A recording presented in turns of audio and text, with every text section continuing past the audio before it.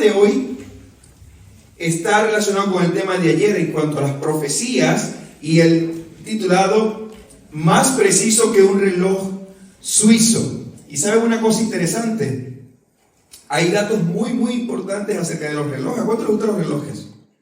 A mí me encantan los relojes. Mi esposa me regaló este en mi último cumpleaños. Es un reloj que me marca hasta el tiempo en que duermo. No dice si ronco, aunque ya yo sé que ronco. Pero un reloj muy lindo que ella me regaló y sinceramente me gusta portarlo porque ella me lo regaló. Pero también tiene cosas útiles. El reloj se usa para medir el tiempo, ¿cierto? Así que aquí hay unos datos interesantes acerca de los relojes. Dice, el reloj mecánico más antiguo es el reloj de agua de Suzhou, creado en el siglo XI en China. Dice que utilizaba una serie de engranajes y flotadores para medir el tiempo y sonar campanas. ¿Qué tal? En el año 1000 ya existían los relojes mecánicos, ¿eh? El otro dato interesante, los relojes de arena. Los relojes de arena eran una forma común de medir el tiempo. Consistían en arena que fluía de una parte a otra a través de un pequeñito agujero. ¿Alguna vez lo han visto, el reloj de arena? Yo me acuerdo que jugaba un jueguito de palabras con mi familia y traía un pequeñito reloj, creo que era de 1 minuto, y tenías que formar la mayor cantidad de palabras posible con los dados que tenías. Otra cosa interesante, el cambio de hora. El concepto moderno de cambio de hora para aprovechar la luz del día se introdujo por primera vez durante la Primera Guerra Mundial. ¿Y saben para qué se hizo ese cambio de horario? Para ahorrar energía. Sin embargo, el ajuste estacional de la hora ha sido controvertido y ha cambiado a lo largo de los años en diferentes países. Otra cosa interesante, los relojes atómicos son los dispositivos más precisos para medir el tiempo. Funcionan midiendo las vibraciones de los átomos, como el cesio, y su precisión puede llegar a una desviación de 1 segundo en millones de años. Así de preciso es el reloj de cesio, reloj atómico de cesio. Dice también el reloj de péndulo. Fue inventado en el año 1656 por el científico holandés Christian Huygens y fue un avance importante en la precisión de los relojes. La longitud del péndulo determinaba el ritmo del reloj y este diseño se utilizó ampliamente durante siglos. ¿Alguna vez han ido a una casa antigua que tiene esto? Y hay unos que tienen hasta un búho, pero ¿no? Ya sé. Y luego los relojes de bolsillo. Dice que antes de que existieran los relojes de pulsera y se volvieran populares, los relojes de bolsillo eran la opción más común.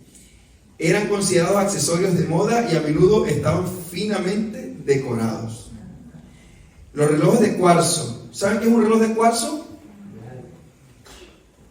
¿Saben? Yo creía que sabía todo acerca de los relojes, pero investigando me di cuenta que no sabía nada. Yo pensaba que el reloj de cuarzo es un reloj mecánico, un reloj, ustedes saben que eso que se ve el movimiento, las engranajes. No, el reloj de cuarzo realmente es un reloj electrónico y lo que usa es, aprovecha la polaridad del cuarzo, que tiene una pulsación muy clavada a lo que es el segundo, considerado como el segundo internacional. Entonces, realmente si usted tiene un reloj, el digital, vamos a decirlo así, ese reloj es de cuarzo muy probablemente. Interesante. Aunque también hay relojes de manecilla que son de cuarzo. Luego está la era moderna, traído consigo un reloj inteligente como el que mi esposita me regaló, y dice que no solo muestran la hora, sino que también incorporan funciones como seguimiento de la actividad física, notificaciones y aplicaciones, aunque a veces es una tortura. A veces quiero apagarlo porque me llega un mensaje y me vibra el reloj y ya me cansa. Dice aquí que en 1953 Sir Edmund Hillary y Tenzing Norgay se convirtieron los primeros en alcanzar la cima del monte Everest. Tenzing Norgay llevaba un reloj Rolex Oyster Perpetual, lo que ayudó a consolidar la fama de Rolex como relojes de exploradores y aventureros. De ahí de ahí explotó la fama de Rolex. Y el reloj más caro de Patek Philippe Grandmaster Chime se vendió en una subasta en 2019, hace poquitos años.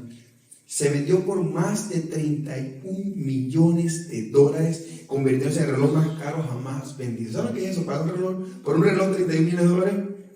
Eso sí, definitivamente puede que el reloj sea inteligente, el que no es inteligente el que gaste ese dinero. ¿Ok? Así que, como pueden ver, hay un esfuerzo humano por controlar el tiempo. Y a pesar de que el humano quiere tener un control preciso del tiempo, es imposible, puesto que el tiempo es una dimensión que escapa de nuestras manos.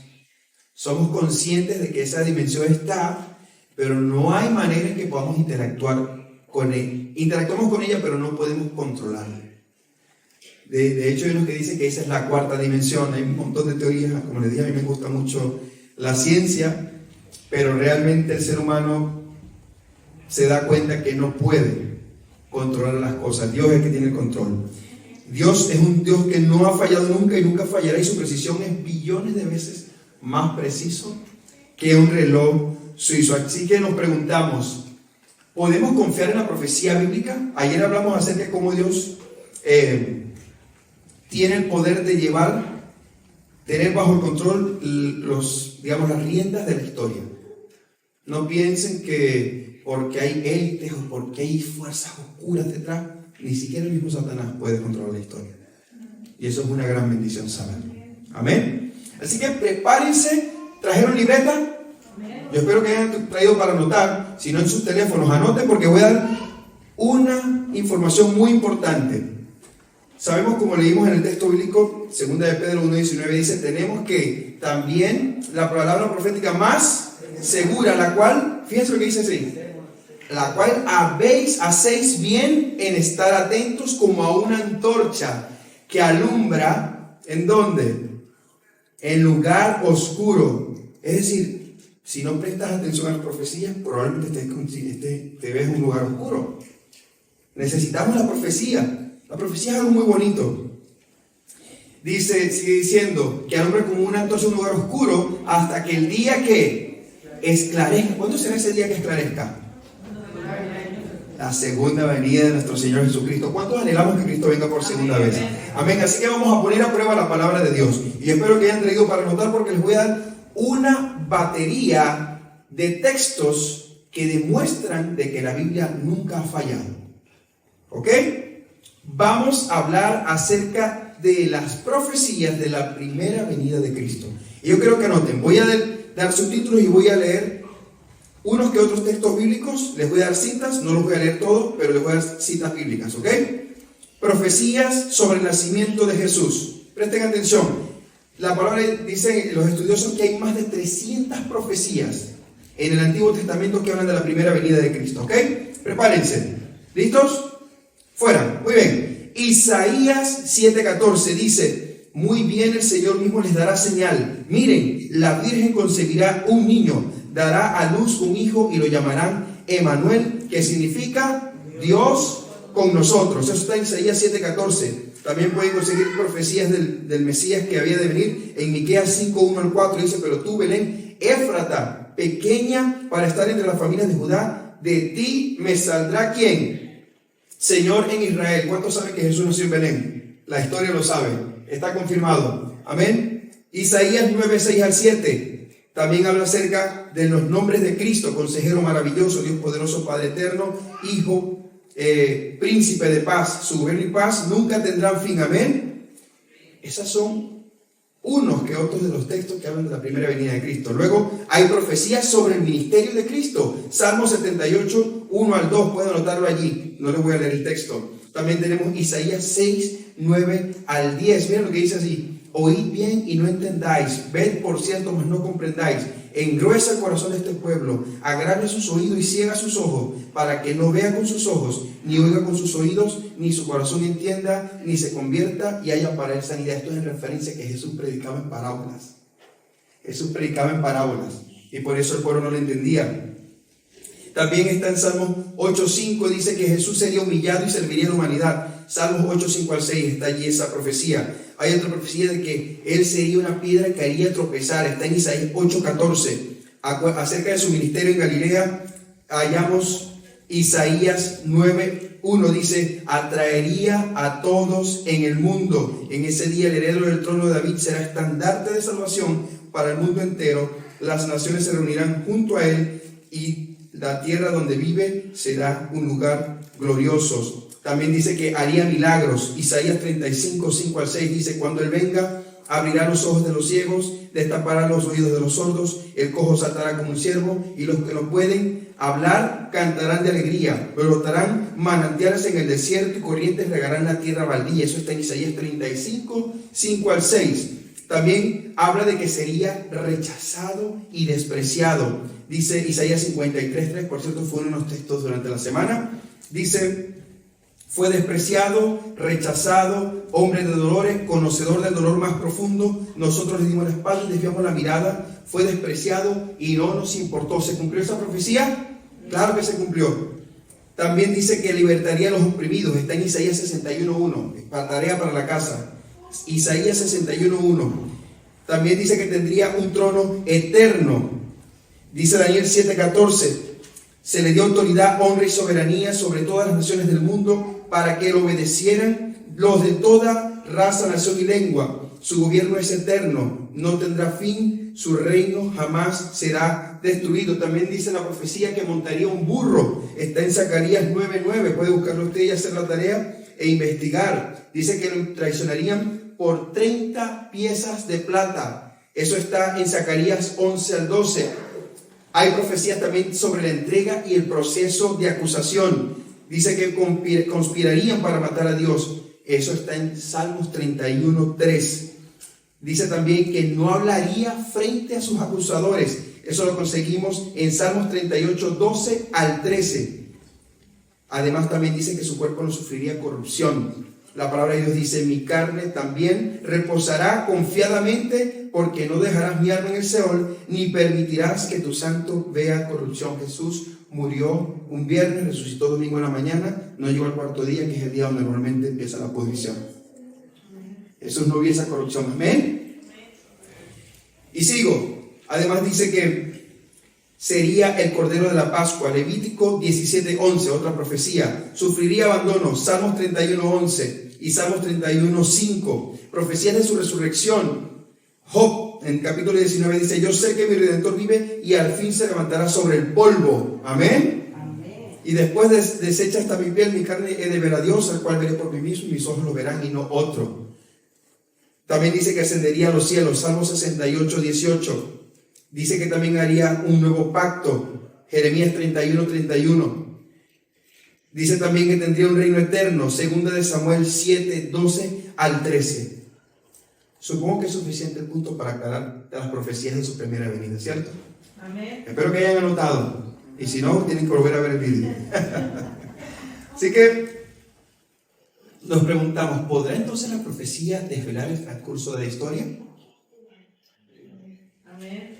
No los veo convencidos. ¿Podrá la profecía desvelar el transcurso de la historia? Amén. Amigos, ustedes no saben cuántas veces las personas han intentado negar la existencia de Cristo. Si alguien te llega a decir eso es mentira, tú le dices: entonces, ¿por qué anotas en tu cuaderno 2024? Es 2024 porque representa la historia que dice que son 2024 años desde la primera venida de Cristo.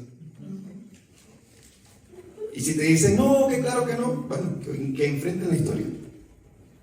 No tengo lamentablemente el texto en mi mano, pero yo hice investigación y el Banco BBVA de España, ellos son, digamos, además de un banco, ellos tienen una filosofía, una filantropía, y ellos tienen investigadores, tienen gente que, digamos, hace investigación y colabora para el ámbito científico, social e histórico. Y en la misma página del Banco BBVA dice que, decía un profesional: cualquier persona que niegue que Jesús haya sido una persona real es tan infatua o insensata como cualquiera que cree en cualquier teoría de la conspiración. El que se atreva a negar la existencia de Jesús. ¿Qué tal? Un profesional, no necesariamente un cristiano, simplemente los hechos históricos demuestran que Cristo es un personaje real y la Biblia lo dijo más de 300 veces en el Antiguo Testamento. Así que tenemos toda la confianza de decir que la profecía va a desvelar el transcurso de la historia. Así que quisiera que vayamos rápidamente al libro de Daniel, capítulo 8, versículo 14. Daniel 8:14, una de las profecías más impresionantes de la Biblia. Daniel capítulo 8, versículo 14. Si no tiene la Biblia en la mano, que preferiría que la tenga en la mano físico, pero si la tiene en el teléfono, búsquela en el teléfono. Daniel 8, 14. Dice, él dijo, ¿hasta qué? Hasta 2300 tardes y mañana, luego el santuario será purificado. ¿Se acuerda que conversamos un poco acerca del trabajo de Cristo como sacerdote en el santuario celestial? El santuario era, vamos a decirlo de esta manera, el santuario era el eje sobre el cual giraba la religión judía y la religión hebrea, la religión del pueblo de Israel. Y eso no es casualidad. Por alguna razón, todo giraba alrededor del santuario. Había un día especial en todo el año en el cual el pueblo se reunía, afligía sus almas alrededor del santuario. Y es el famoso día del Yom Kippur, el día de la expiación. ¿Y por qué era tan importante ese día? Porque ese día el sumo sacerdote, fíjense lo interesante, el sumo sacerdote pasaba al lugar santísimo y recibía la noticia de parte de Dios de que el pueblo recibía el perdón.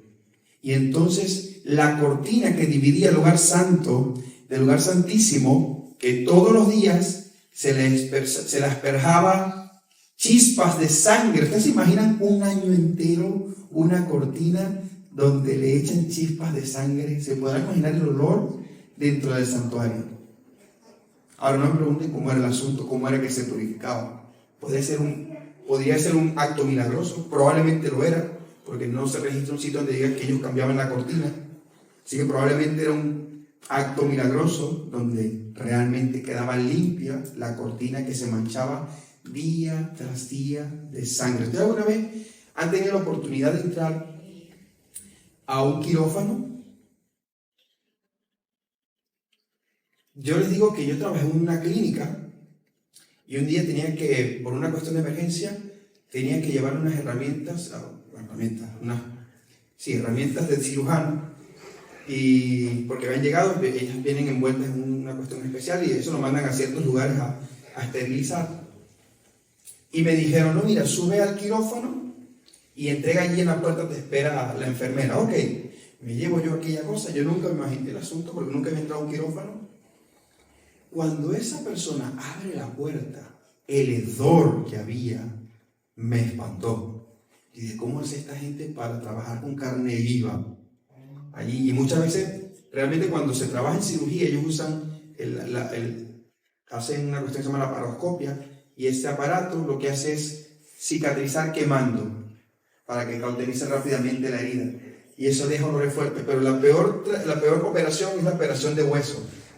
Eso huele terrible, huele así como si fuera a una zona, están haciendo un sancocho, pero más vivo el olor.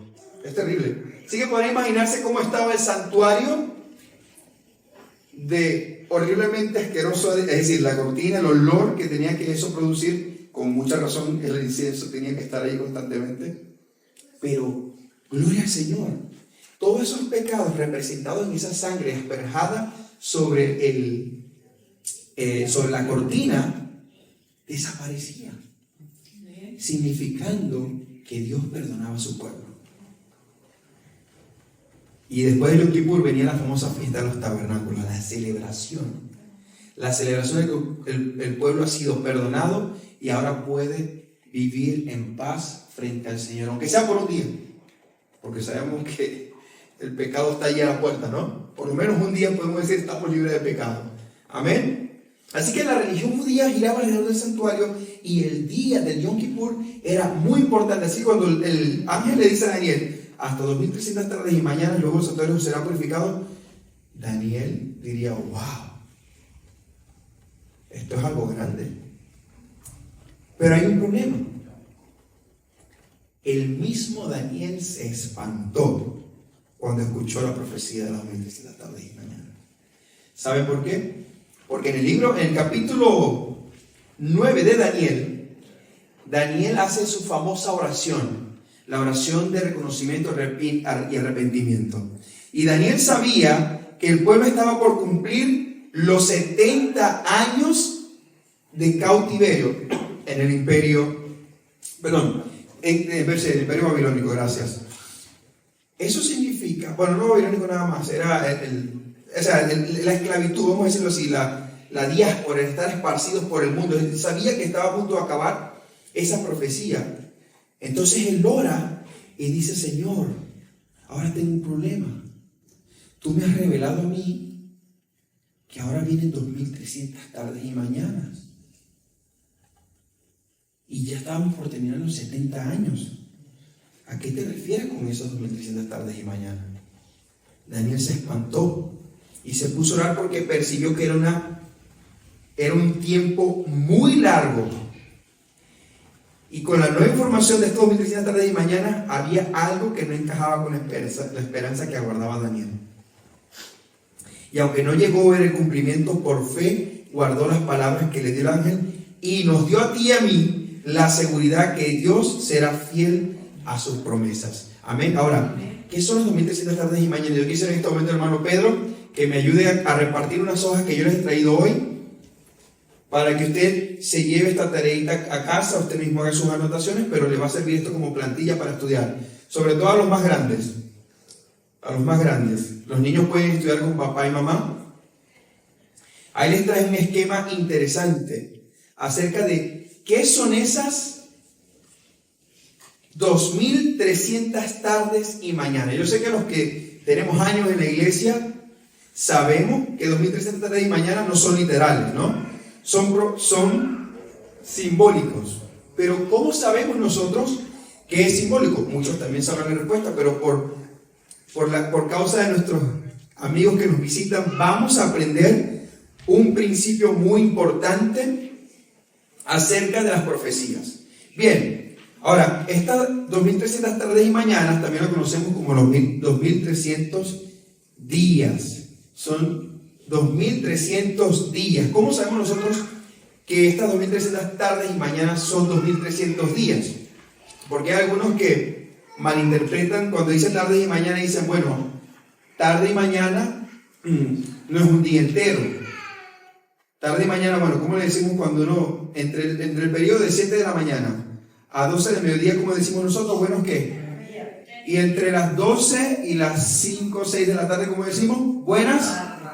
Y luego a partir de las 7 que ya oscurece, ¿cómo decimos? Buenas noches. Entonces algunos piensan que tarde y mañana se refieren a 2/3 del día. Pero vamos a usar la Biblia, que la Biblia se interpreta solo. Vamos a Génesis 1:5. Génesis 1:5, y vamos a leer allí lo que dice. Dios está creando el mundo y dice: y llamó Dios a la luz día, y a las tinieblas, ¿cómo llamó? Noche. ¿Y fue qué?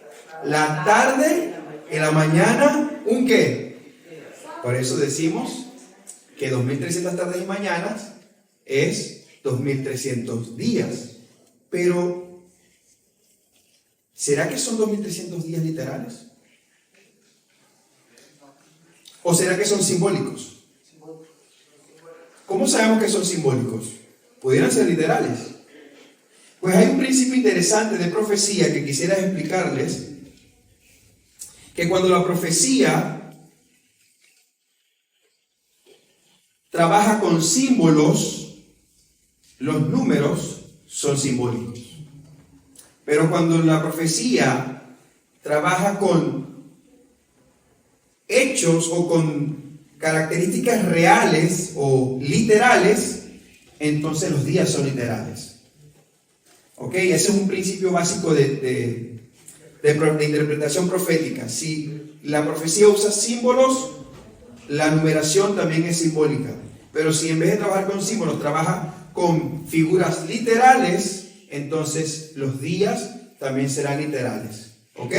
Entonces es un principio muy importante. Entonces, sabemos nosotros que Daniel 8, busquen allí rápidamente Daniel 8, a los que tienen, hay Biblias que tienen subtítulo, otras que no.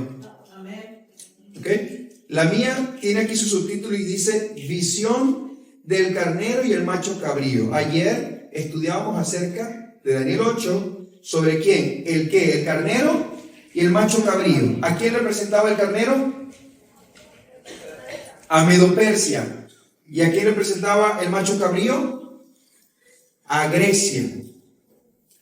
Ahora, debe ser que el rey de los medios y los persas era un carnero, ¿verdad? No. El carnero era un símbolo de los medios y los persas, igual que el macho cabrío. A Grecia no lo gobernaba un macho cabrío, ni mucho menos un cuerno, porque dice que el cuerno fue quitado, ¿se acuerdan? Pero obviamente no era un cuerno el que gobernaba a Grecia. ¿Quién era el que gobernaba a Grecia? El primer rey más poderoso de Grecia, el famoso macedonio Alejandro Magno. Muchísimas gracias, Alejandro, por cierto, tocayo tuyo. Así que, puesto que Daniel 8 está trabajando con símbolos, y es en Daniel 8, versículo 14, que se le da la visión de las 2300 tardes y mañanas. Sabemos que son días. Estos días no pueden ser literales, porque los personajes no son literales, las figuras no son literales, sino que son simbólicas. Entonces los días, los 2300 tardes y mañana, son simbólicos. Ahora tiene sentido que Daniel se espantara.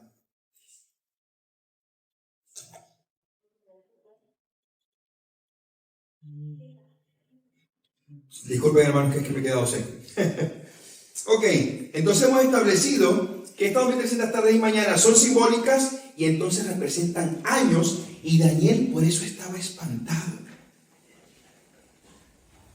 Ahora, si quieren una corroboración de que estas tardes y mañanas son simbólicas, vamos a ir rápidamente a Números 14:34, y Dios hace una referencia al principio de día por año.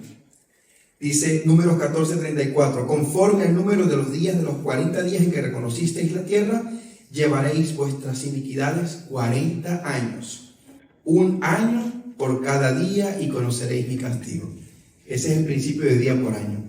Dios lo usó ampliamente, y los judíos y los hebreos entendían perfectamente el principio de día por año. También tenemos Ezequiel 4:5 al 6, que este es uno de los más famosos. Dice, yo te he dado de su maldad por el número de los días, 390 días, y así llevarás tú la maldad de la casa de Israel cumplidos estos. Te acostarás sobre tu lado derecho segunda vez, y llevarás la maldad de la casa de Judá 40 días. Días por años te lo he dado. Incluso Jesús. ¿Sabían que Jesús usó el principio de día por año? Vamos rápidamente al libro de Lucas. Vamos a buscar Lucas 13:32. Lucas 13:32. Jesús también supo usar el principio del día por año. Rápidamente, que lo tenga, diga amén, el que no, diga misericordia. Misericordia.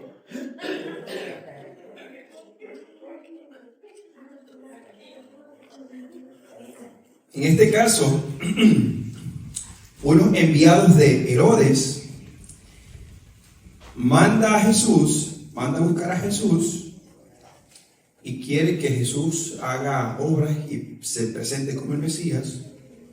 Y Jesús le responde de una manera un poco fuerte, ¿no? Y le dice, y decía a aquella zorra, hablando de Herodes, he aquí hecho fuera demonios y hago sanidades, dice, hoy, ¿qué más dice? Y mañana, ¿y qué más dice? Y al tercer día seré consumado. ¿Murió Cristo 3 días después de esto que dijo? No. Dijo, hoy hago milagros, y mañana, y al tercer día seré consumado. Jesús estaba en el principio de su ministerio. ¿Cuántos años duró el ministerio de Jesús? 3 años y medio. Así que Jesús también usó el principio de día por año, ¿ok? Entonces vimos el principio profético de estas 2300 tardes y mañana. Representan días simbólicos. Son días simbólicos, como lo dice Ezequiel 4:5 al 6. Ahora tenemos que hacernos una pregunta. ¿Cuándo comienzan entonces los 2300 días o años? Recuérdense que Daniel estaba bastante preocupado. ¿Ok? Y miren lo que pasa en el capítulo... Perdón, ok, sí. En el capítulo 9:25 arranca esta profecía. Vamos rápidamente a Daniel 9 y vamos a leer desde el 24. Daniel 9, 24. Ahí les dejo, si pueden ver bien bueno, ustedes tienen su hojita en la mano, ¿ok? Ok, ¿qué dice Daniel 9, 24? ¿Qué dice allí? 70 ¿qué? Están determinadas sobre tu pueblo, ¿y qué más? Y sobre tu santa ciudad, para terminar la prevaricación, poner fin a ¿qué? Al pecado y expiar la iniquidad, para traer la justicia perdurable, sellar la visión y la profecía y ungir ¿a quién? Al santo de los santos. Todo eso iba a ocurrir en esas 70 semanas, ¿ok? Esas 70 semanas determinadas para el pueblo de Daniel, que por cierto, en esas 70 semanas se mantiene el principio de día por año. No son 70 semanas literales. Ya escuchamos de que Daniel se le explicó en el Daniel 8 se le habló de la profecía de las 2300 tardes y mañanas. El 9:25 es una continuación y una explicación. Por lo tanto, estas 70 semanas están relacionadas ¿con qué? Con los 2300 tardes y mañana. Entonces, 70 semanas, si no son literales, sino que representan años, ¿cuántos años son 70 semanas? Hagamos la cuenta matemática. ¿Cuántos días tiene una semana? 7. 7 por 7, 49. Pero como no son 7, sino 70, le agregamos un 0. ¿Cuántos años son entonces? 490 años. Esos eran los años determinados para el pueblo de Daniel. Y se van a sorprender lo impresionante y lo preciso que es la profecía. Seguimos leyendo el 25. ¿Sabe pues? Porque ahora vamos a ver cuándo comienza este periodo. Y entiende que desde la salida de la orden para restaurar y edificar a Jerusalén hasta el Mesías príncipe, fíjense lo interesante, desde la salida de la orden para restaurar y edificar a Jerusalén hasta el Mesías príncipe, ¿habrá qué? 7 semanas y ¿qué? Y 62 semanas. ¡Qué curioso! ¿Por qué no le dice 69 semanas? Sino que dice, ¿habrá cuánto? 7 semanas y 62 semanas. Bien, miren lo interesante y lo preciso de la historia. En el año 457, ustedes lo pueden ver ahí en su hojita. La historia reconoce que en el año 457 antes de Cristo, Artajerjes dio la primera orden de restaurar Jerusalén. Y en el año 408, Ciro da la orden de reconstruir la ciudad y el templo. Hay dos ¿qué? 2 decretos. Ahora miren lo curioso. 457 a.C. fue el primero, Artajerjes. El segundo, 408 a.C. Hagamos la cuenta. 457 menos 408, ¿cuánto creen ustedes que da? 49. ¿Cuántas semanas? 7 semanas y ¿qué? Y 62 semanas. Qué curioso. 7 por 7, ¿cuánto es? 49. Esas primeras 7 semanas son relacionadas a la reconstrucción del pueblo, del templo. Y luego que terminan esas 7 semanas, esas 7 semanas, esos 49 años, que involucran el decreto de restauración de Jerusalén, entonces ahora se le van a sumar no 63 semanas, sino 62 semanas. Porque esas 62 semanas dice, ¿hasta qué? Hasta el Mesías príncipe. Ahora, cuando hacemos la cuenta, ¿cuánto es 62 semanas por 7? ¿Cuánto da? 400 ¿qué? 34 años. Eso nos lleva hasta el año 27 después de Cristo. Adivinen qué estaba pasando ese día. Ahí lo tienen en la hojita. ¿Qué pasó en ese año 27 después de Cristo? Cristo es bautizado. Cristo es bautizado. bautizado por el Juan Bautista. Ahí comienza su ministerio. Así que tenemos hasta ahora 7 semanas y 62 semanas. 62 semanas más 7, ¿cuánto es? 69, ¿cierto? No se me duerma. 62 semanas más 7 semanas son 69. Pero la profecía que dice, ¿cuántas semanas? 70 semanas están determinadas ¿para quién? Para el pueblo de Daniel, para los judíos. Pero miren lo curioso. Vamos a leer el versículo 27. Por otra semana que confirmará el pacto con muchos. Y miren lo que dice ahora. Y a la mitad de qué? La semana hará cesar el sacrificio y la ofrenda. Sabemos que Jesús, después que se bautizó, ¿cuántos años duró su ministerio?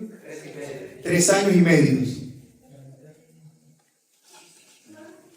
¿Qué dice allí? ¿A la mitad de qué? ¿Qué pasará? Hará cesar el sacrificio y la ofrenda. ¿Saben ustedes qué pasó el día que Jesús murió en la cruz? Dice que hubo un gran terremoto. Un gran terremoto. El velo se rasgó no de abajo hacia arriba, sino de arriba hacia abajo, en el santuario. Y el cordero que estaba a punto de ser sacrificado se escapó. ¿Saben una cosa? Eso es un flashback a la historia de Abraham e Isaac. Cuando Abraham e Isaac estaban allí, él puso a Isaac en el altar, levantó su cuchillo, iba a matar al hijo de la promesa y el ángel de Jehová detuvo su mano. Esa vez el hijo escapó y un cordero murió en el lugar. Pero la segunda vez el cordero escapó y el hijo murió. Yo creo que debemos meditar mucho en lo que eso significa para nosotros. Ya les he dicho que la profecía sin Cristo no tiene ningún sentido. Él es el centro de la historia. Amén. Pero todavía nos quedan 3 días y medio o 3 años y medio. Jesús muere, resucita, asciende a los cielos. Pero quedaban 3 años y medio. Porque acuérdense que dice que a la mitad de la semana haría ¿qué? Cesar el sacrificio y la ofrenda. ¿Qué pasaron 3 años y medio después que Jesús ascendió a los cielos? Ahí tiene la respuesta. Esteban muere apedreado. Y cuando Esteban muere apedreado, dice que alzando los ojos que vio, los cielos abiertos. ¿Y a quién? Al Hijo del Hombre sentado a la diestra del Padre. Y dijo, perdónalos porque no saben lo que hacen. 3 años y medio antes, Jesús estaba llorando frente a Jerusalén. Y decía, si supieras lo que queda para tu paz. Y efectivamente, con ese último acto del asesinato de Esteban, el pueblo judío selló su destino, rechazando por completo al Hijo de Dios. Y entonces el pueblo cristiano empezó a vagar por todos lados.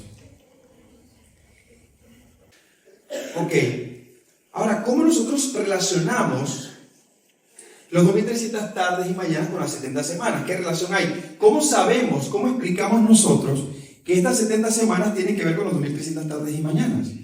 Es una pregunta importante responder, porque cualquiera pudiera pensar de que Daniel 9 no está necesariamente relacionado con Daniel 8. Y es importante que nosotros, como estudiosos de la palabra, podamos dar respuesta cuando demandan nuestra fe. Por supuesto, recuerden que el Espíritu Santo es el que colocará en nosotros palabras para hablar. Amén. Pero nosotros tenemos que pedirle fortaleza y ánimo para poder estudiar también, con ganas.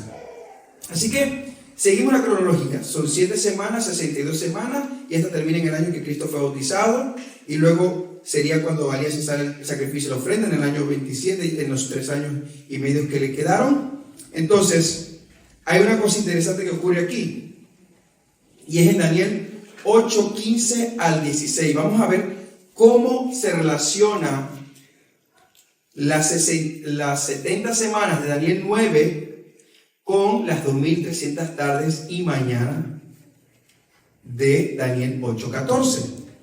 Vamos a responder esa pregunta. Vamos rápidamente a Daniel 8:15. Daniel 8:15. Sígame rápido allí el texto. Y aquí es donde empezamos a ver los problemas de la traducción, ¿ok?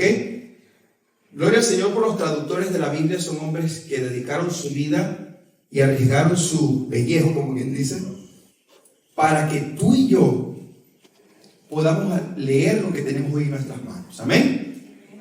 Si usted tenga una Biblia en la mano, por muy gratuita que la haya obtenido, tenga en cuenta que ahí eso va firmado con la sangre de muchos mártires. Apreciemos la palabra del Señor, no es cualquier cosa. Vamos entonces a Daniel 8, versículo 15 al 16. Miren lo que dice allí. Aconteció que mientras yo, Daniel, está hablando de la visión de Daniel 8, consideraba la visión. Ahí la palabra visión, no sé si ven en la pantalla, están entre paréntesis al lado de la palabra visión, hay una palabra en hebreo, está romanizada para que podamos leerlo en español. La palabra visión allí dice literalmente jasón, en hebreo, jasón. Daniel consideraba la visión, consideraba el jasón y procuraba comprenderla, dice allí. He aquí, se puso delante de mí uno con apariencia de hombre. Versículo 16 dice: y oí una voz de hombre entre las riberas del Ulai que gritó y dijo: Gabriel, enseña a la visión, dice su versión, ¿cierto? Pero en hebreo no dice visión, dice maré. Daniel estaba considerando el jasón, pero el varón se para delante de él y dice: Gabriel, enseña a el maré. En vez de decir visión, vamos a decirlo en hebreo, maré. Es decir, Daniel está considerando jasón, pero el ángel se preocupa por el maré. Ahora, ¿qué será ese maré? Vamos a Daniel 8:26. Daniel 8:26 nos va a dar la respuesta a maré. Y dice: ¿la visión de qué? De las tardes y mañanas. ¿Cuáles tardes y mañanas? 8:14, gracias. 2300 tardes y mañanas. Dice Daniel: la visión de las tardes y mañanas que se ha referido es verdadera, y tú guarda la maré, porque es para muchos días. El ángel hace referencia de que las 2300 tardes y mañanas, el ángel se refiere a ellas, en vez de jasón, se refiere a ellas como el maré del jasón, porque el jasón es como la visión entera. Daniel vio el carnero, vio el macho cabrío, escuchó las 2300 tardes y mañanas, pero Daniel quedó como un chino en medio de italiano, no entiende nada. O al revés, un italiano en medio de chino, ¿no? ¿Qué es esto? Y Daniel se queda: oye, este jasón está interesante, pero no pilló ninguna. Pero el ángel le dice: Daniel, el varón le dice a Gabriel: Gabriel, explícale a no el jasón, porque jasón estaba explicado. ¿Se acuerdan que sabemos que el carnero es medio y persa, y que el macho cabrío es Grecia? Pero el varón le dice a Gabriel que le explique, en vez del jasón, el maré, el pedacito de las 2300 tardes y mañanas. ¿Ok? Ahora, vamos a Daniel 9:23. Daniel 9:23, y aquí es donde yo digo: Señor, Dios no da puntadas sin telar. Si el enemigo cree que se la sabe toda, no sabe a quién se enfrenta. Este sí es el verdadero león de Judá. Amén. Amén. Daniel 9:23. Daniel 9:23, y dice: Gabriel, recibiendo la orden del varón, ¿no? Dice: sabe pues, 23, al principio de tus ruegos fue dada la orden, y yo he venido, ¿para qué? Para enseñártela, porque tú eres ¿qué? Muy amado. Hermano y hermana, tú eres muy amado por el Señor. Y si tú te acercas a Él con humildad, así como le respondió a Daniel a través de Gabriel, puede hacer lo mismo contigo. Amén. Y dice, tú eres muy amado. Entiende pues la orden y entiende ¿qué? No. Maré. Lo que Daniel no entendía. Y entonces empieza a explicarle Maré. Y entonces viene el famoso versículo 25. ¿Sabe? Pues entiende que desde la orden ¿de qué? De la salida de la orden para restaurar y edificar a Jerusalén hasta el Mesías príncipe habrá 7 semanas y 62 semanas. Qué hermosa promesa. Daniel no entendía el maré. O mejor dicho, no entendía el razón. Y Dios quiso enfocarse en el maré. Para que tú y yo tuviéramos pistas de cómo estudiar su palabra. Amén. Por esa razón, las 2300 tardes y mañanas, el maré, tiene que ver con la visión de las 70 semanas, maré. De allí la relación entre las 2300 tardes y mañanas. Y eso Daniel no entendió, pero Daniel lloró mucho por eso. Porque Daniel, en su anhelo humano, él soñaba con que pasados los 70 años, el pueblo sería restaurado del todo. Pero al escuchar que eran 2300 años más, sería imposible de esperar. Así que la visión de 2300 días y mañanas acaba entonces, como ven en el mapita que les di, lo pueden ver allí. ¿En qué año termina entonces las 2300 tardes y mañanas? Miren, esta es una tarea que se la voy a dejar al pastor, porque lamentablemente no tengo tanto tiempo para explicar tanta profecía, pero si hacemos entonces la cuenta, año 457 antes de Cristo, sumamos 2300 años, llegamos al año de ¿qué? 1844. Esa es una tarea que le dejo al pastor, pero también a ustedes. Y sobre todo con nuestros queridos amigos que están aceptando al Señor, ellos también quieren conocer la profecía. Oren al Señor y busquemos información. Está ahí, está a la mano para estudiar, pero investiguemos por nosotros mismos, que seamos convencidos del Espíritu Santo que esta es la verdad. Miren, a mí cuando yo escuché lo del maré, la cabeza me explotó. Porque antes yo leía esas profecías y decía, caramba, esto no tiene sentido.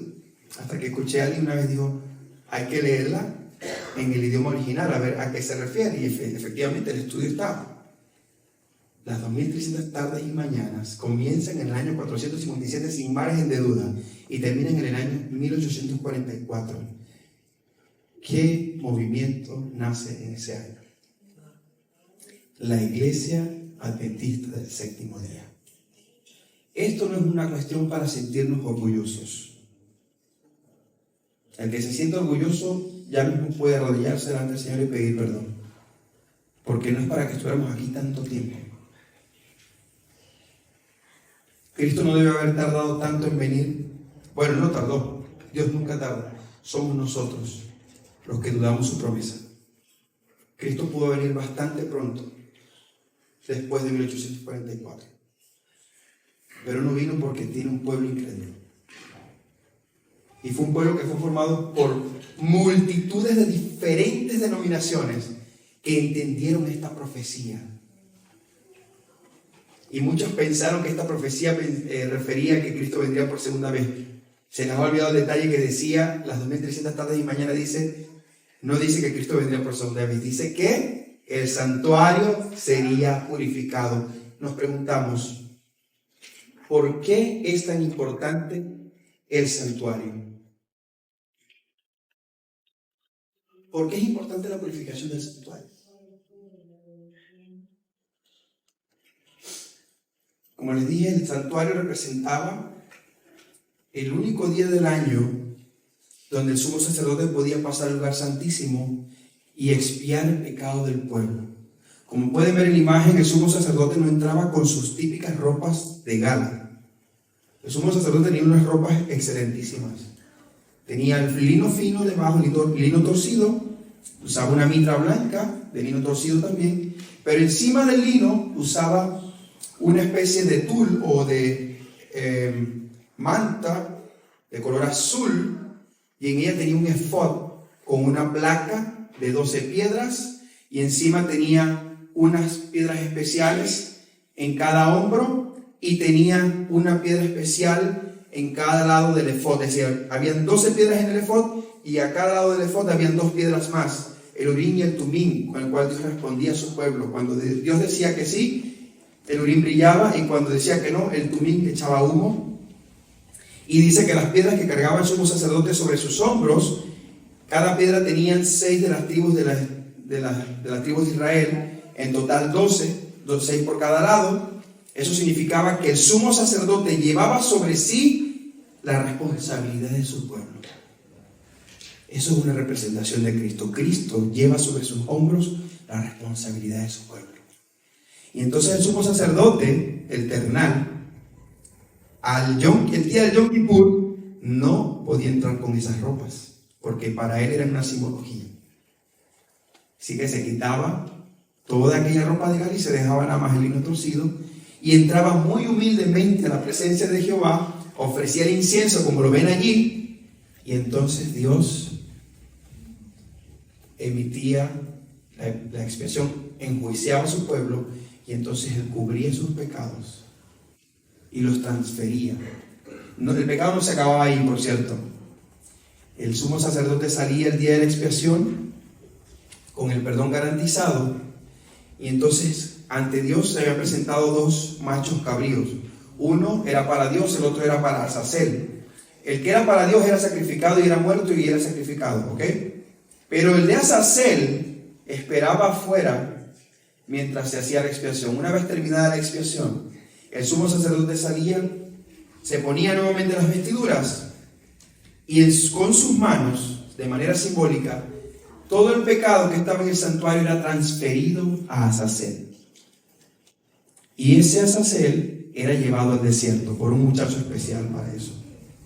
Y ahí era abandonado. No era muerto. Que es curioso. Es curioso porque la Biblia dice que cuando Cristo venga por segunda vez, los que creyeron en Él irán con Él al reino de los cielos. Pero los que no creyeron morirán por el resplandor de su venida. Solamente Satanás y sus ángeles quedarán en esta tierra desierta. ¿Saben? Cuando Dios dice que echa los pecados al fondo del mar, es para hacerte entender que Él no te carga la cuenta a ti, pero sí la deja pendiente. Alguien la tiene que pagar definitivamente, porque uno es el originador del pecado. Y así como Azazel era enviado al desierto, Satanás quedará aquí atado a esta tierra por 1000 años. Lamentablemente no tengo más tiempo para extenderme más hasta el Apocalipsis. Pero lo importante de la purificación del santuario es que Dios está trabajando ahora. Jesús ahora está en el lugar santísimo. Esas 2300 tardes y mañanas son una referencia al día de la expiación.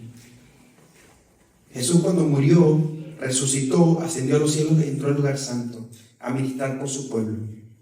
Pero en 1844 comenzó el gran día de la expiación. Y así como en el antiguo Israel, el sumo sacerdote no se quedaba en el lugar santo, sino que iba hasta el lugar santísimo, ahora Jesús está en el lugar santísimo ministrando por ti y por mí. Él está haciendo una obra de juicio, no una obra de juicio condenatoria, una obra de juicio que limpia el pecado. Por eso era el día de la expiación, para expiar los pecados del pueblo. Jesús ahora quiere limpiarte.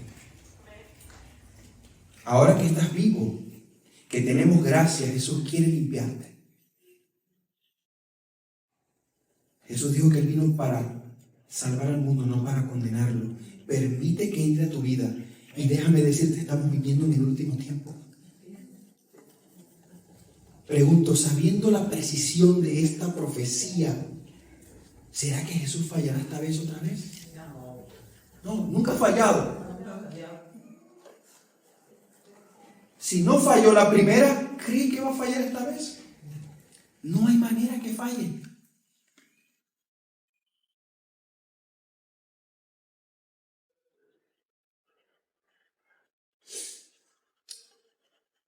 Había una vez un pequeño pueblo pesquero, una pareja de padre e hijo fueron al mar a pescar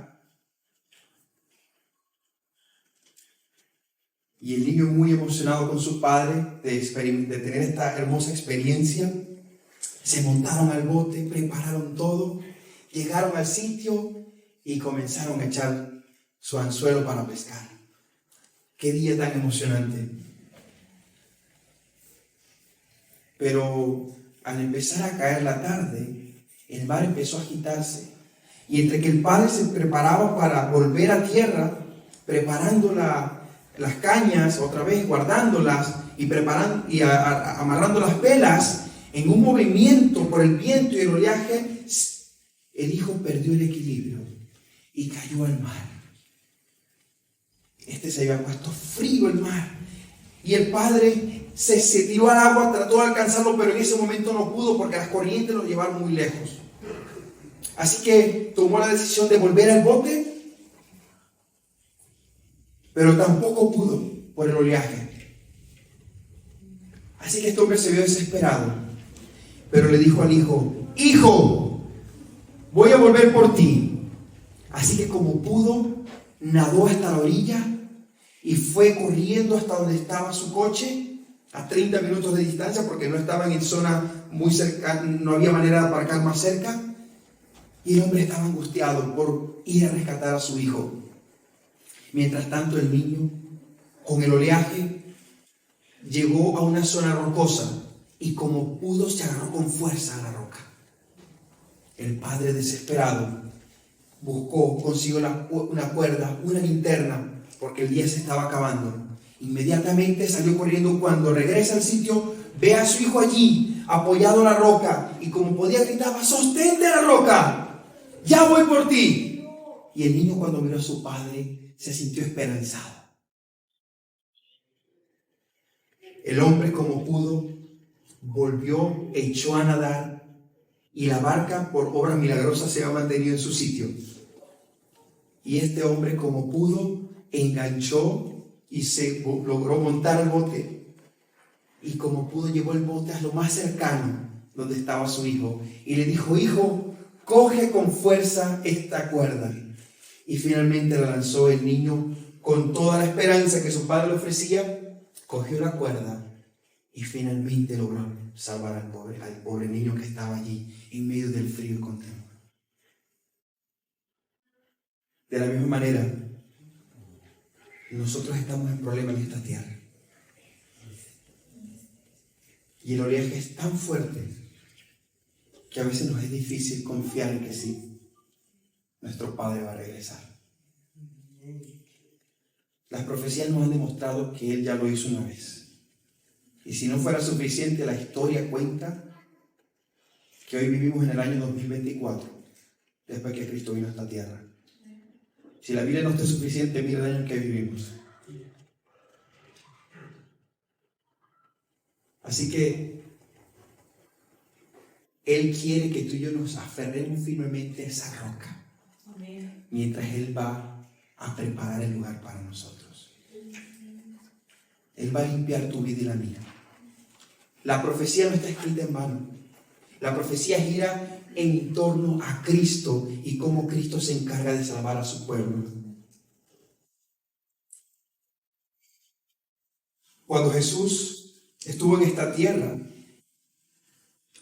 sus discípulos estaban angustiados porque su esperanza estaba en un reino terrenal. Sin embargo, Jesús ya les había dado claras evidencias de que su reino no era de este mundo.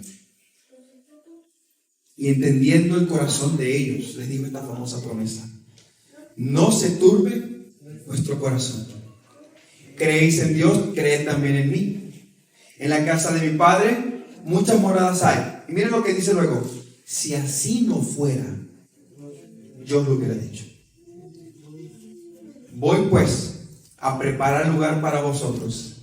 Y si me fuere y os prepararé lugar, vendré otra vez y os tomaré a mí mismo, para que donde yo estoy, vosotros también estéis. Esa promesa es para ti y para mí. No sé qué te hace tardar, no sé qué te hace dudar. ¿Tienes ahora que estás vivo el tiempo para decidir? Y el Señor quiere que le creas de corazón.